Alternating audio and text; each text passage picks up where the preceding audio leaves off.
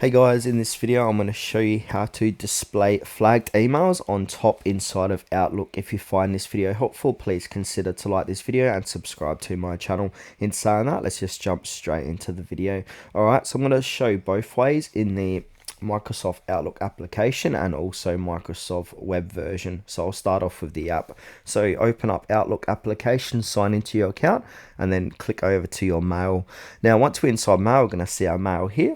And at the top of that, we've got focused other, and to the right, we've got a little sort filter button. So where it says sorted, click onto that, and you can see that's going to sort. And then if we go and click to the right of that, we can sort by date or category, size, important subject.